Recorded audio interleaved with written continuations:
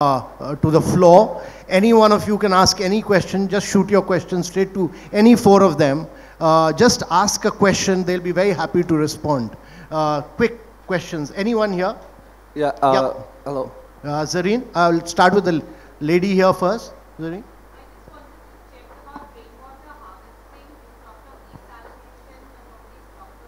Can someone pass the mic quickly so that everyone can hear?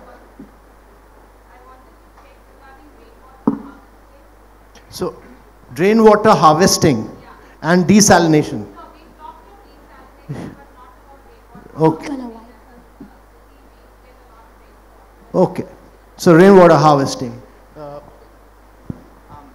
This is an idea from my original base town, which was Chennai. About 10 years back, there was an explicit order given to do rainwater harvesting in every house, irrespective of where you were. It was an order. Otherwise, your water sewerage would be cut off. I tell you, all of us, and the entire administration was at your doorsteps to see that you're doing it. All of us had to see that the pipe goes 10 feet, 15 feet into the ground with necessary sand and other arrangements. I can tell you, the water table of Chennai, due to this is in a sort of a rain shadow area, but whatever little rain that comes in October, November, has gone up by at least 10 feet.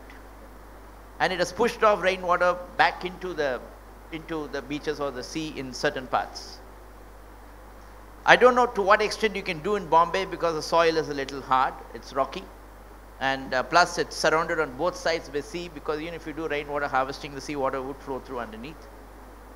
But the ideas are beyond rainwater harvesting would be to create underground tanks or storage areas where you can store the rainwater which is coming, because that's maximum in the city and bulk of it is anyway flowing away into the sea.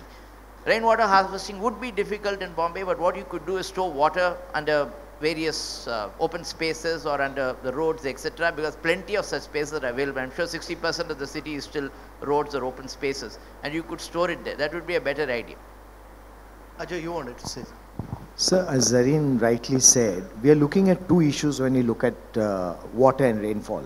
If you see the rainfall pattern of Mumbai, we used to have 120 days of rainfall season, out of which almost 100 days it would rain. But now it has dropped to just 40 to 50 days. So we are getting the same amount of rain, but in 40 to 50 days. So it's become imperative now, how do you deal with this short period, but equal amount of rain? Two things are happening. One, we need to create storage. On storage front, in the new development control regulations, now if you come for a building plan to be approved, a rainwater harvesting structure is now compulsory if you are building an area above a certain limit. So that rainwater harvesting structure becomes compulsory. Second thing that we have made compulsory, because we had huge runoffs which leads to flooding of the city. Earlier you had a much more greener city, so you had a natural sponge which absorbed the water. So this time around in the DCR we have said that if you are building above a certain area, this percentage has to be green on Mother Earth. You can't say I have a green space on my rooftop. No, it has to be on Mother Earth, so that that kind of water gets absorbed in every plot. So that helps us, one, reduce flooding, and two, improve the amount of water that's available to the city. The third aspect is the total amount of water available to the city. Now that's a small debate that we had as a policy, and what do we do about the future of Mumbai's water supply. Today we are supplying 3,750 million liters of water every day, 3,750 million liters. By 2041, we estimate that Mumbai's requirement will go down to 6,000 million liters per day. Now we have two options. One, you create desalination, or you increase water resources. We looked at a third option. The sewage that we are throwing into the sea, almost 2,700 million liters, if we can get that back into the city, process it, use it for non-potable services, I may not say it publicly today, but we will rethink the whole requirement of water for Mumbai. And therefore these STPs now we are pushing in a big way, and you should see the work start somewhere around December end, January first week, you should see the work actually start on the ground. And this 2,700 million liters will get back into Mumbai for washing trains. I think that will be one thing. That will be a big... and most other cities have started doing it. And Nagpur is now looking. Somehow we neglected it, but now we've under... But that's a big ticket thing. That CM is now driving. That'll have a huge impact. Someone else had raised... Yeah, please, ma'am. Can you pass the mic quickly? Yeah, at the back here. Hello. After her, please. Yeah, sure. Next. Fine. And then that'll be the last question. Yeah, please. So, my question basically relates to this citizen-centricness that we talk about. So, I think it's very interesting to talk about so many infrastructure projects, but I think one of the things which has made Mumbai resilient is really its human dimension. And the way in which this city, across classes, across castes, across religions, actually responds to each other, supports each other. And I want to therefore hear at least two ideas on things. Number one, how do you get the citizen voice in? And secondly, how does one conceptualize that citizen itself? Who is the citizen? What is the affording capacity of that citizen?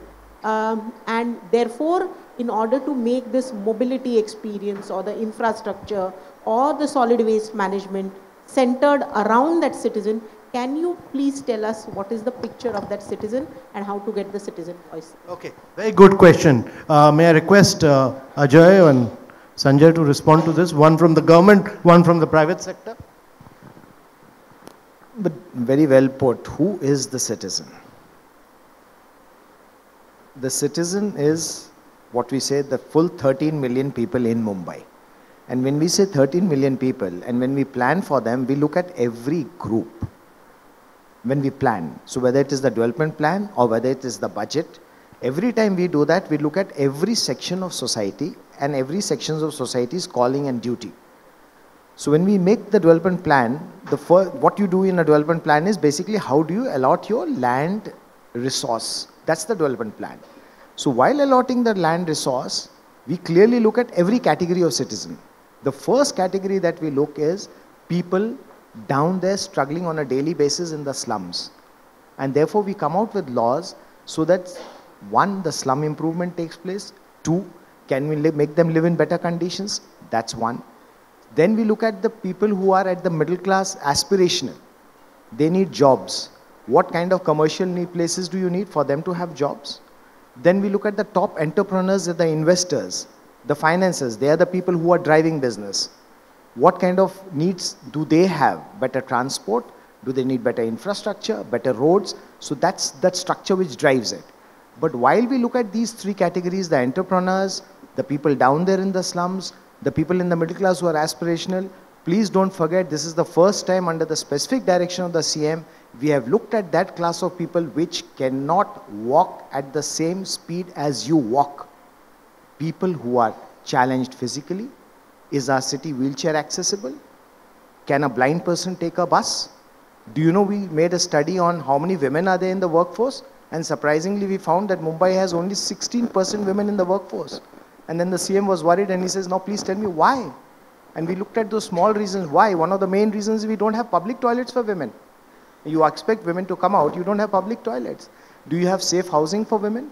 Can a single woman come into Mumbai, stay safely, work? When a woman goes to work, where does she put her children? These are softer things which ensure that a class of people that doesn't walk at the same speed as you desire them to walk, can you move them, make them move at the same speed as the city moves? So when the city planning takes place, every little section of society is kept in mind. There is a debate on the policy and that is how the policies come out. Yes, we are very concerned and we are very sensitive to that. Thank you. Thanks. Sanjay, you wanted to say something quickly? What I would suggest is that I think as a citizen, the most important thing that whether it's the government has to do is communication with the citizen. And today with social media, a lot of that communication is happening. But still, I don't think the citizen has a full... Government of Maharashtra is pretty good at it. No, it's very good. But I think CM's Twitter handle is very, very active. Yeah, very active, sir. But I think, I think the most important thing is that I think it would be worthwhile if the city can actually have, you may call it whatever, a vision center for say Mumbai 2.0, where a citizen can come and actually see what the government is doing. Because I don't think 99% of the people know, sir, that what all is happening. We have to keep on communicating. But if there's a center where, and that can be a point of communication and people would love to visit it, if you go to Shanghai, you go to Beijing in China, they do it beautifully, where they have the next 20-year plans and they do it beautifully. So possibly something like that you can create. And that will really help in communicating with the citizen your plans and ideas. So that'll be the last question. Please. So, respectfully, if I may, I just want to highlight a specific instance of a specific issue that the panel referred to earlier while you were talking, which is the issue of clean pathways and chopperpattis. And I want to refer to the instance at a place called Ramnath Goenka Marg in Nariman Point, beside Express Towers and between Express Towers and Mafatlal Center, and there's the iconic Air India building as well. That's an area which is inhabited by in a business district, the global corporate companies, multinationals, the top companies, and that's an area you don't want to showcase, such a picture in a place like that.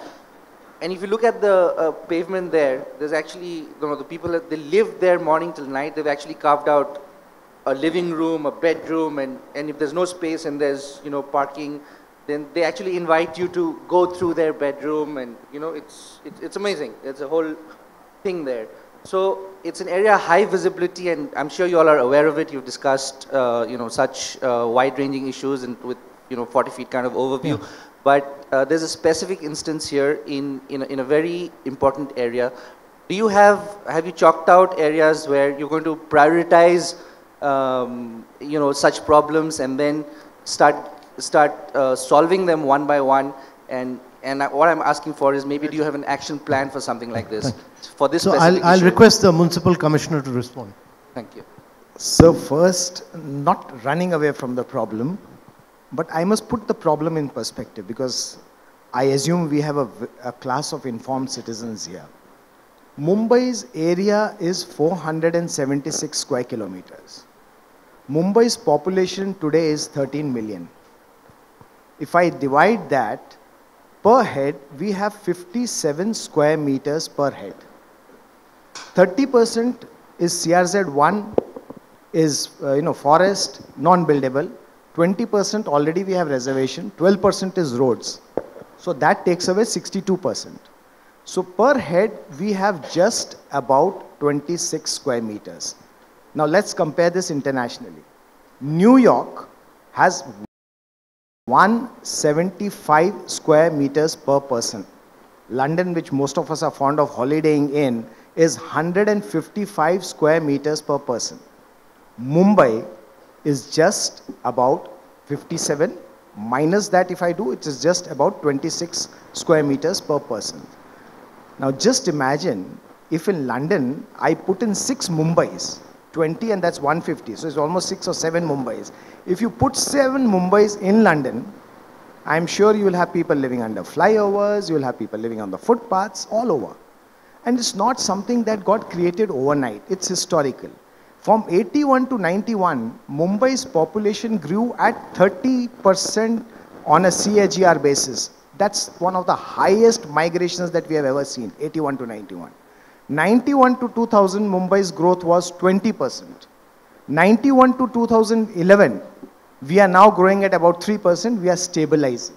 And that's why this big emphasis on transport, because a lot of people have now started staying in the MMR region, and therefore we need this transport. So you have people all over. You have people on the footpaths, you have people in the slums, you have people under flyovers. Yes, we don't like them to be there, and we also don't like them to be there. We need to move them. It's going to take time. It's a human problem. You don't do it overnight. We need to resettle. In the government, we now have a very clear policy that if you are there, you have been there from 2000, we will need to give you an alternate. And that's a human issue. You simply cannot wish them away. We don't live in a country which is not democratic. You can't just wish away people. So we need a policy to move them, and we've put in a policy. And this time around, the CM has made it very clearly that put emphasis on putting up what is called PAP houses. That is Project Affected Person Housing. So if you move a person, please move him into a proper place. And if you've seen, a lot of these PAP houses are now coming up in Mumbai. And we've now identified footpaths, we've identified roads, where we are slowly picking up people and moving them into proper housing so that they get resettled and the footpaths open up. Yes, that's a concern, and we are pushing it. Thanks. Thanks. So ladies and gentlemen, you've heard of the enormous challenges of Mumbai. Challenges in terms of sheer migration of people, challenges in terms of transportation, challenges in terms of recycling of water, challenges in terms of recycling of waste. It's the kind of challenges which no other city in the world is confronted with. Yet, I think the status quo has been broken very radically. And I think what we've seen today is that the government of Maharashtra and the Mumbai city is driving some of the most ambitious projects in the world. New airport, Trans-Harbour Link, many more ambitious projects which will really redefine the Mumbai cities in the days to come. And I'm extremely hopeful, I'm extremely optimistic that this team of great public and private players here who are developing great infrastructure under the leadership of a very dynamic chief minister will really create a unique city for the world and make this into a great financial and commercial center of the world. I'm extremely optimistic because I've seen Mumbai doing so dramatically well in the ease of doing business, which has enabled India to jump up 65 position, and I just wanted to congratulate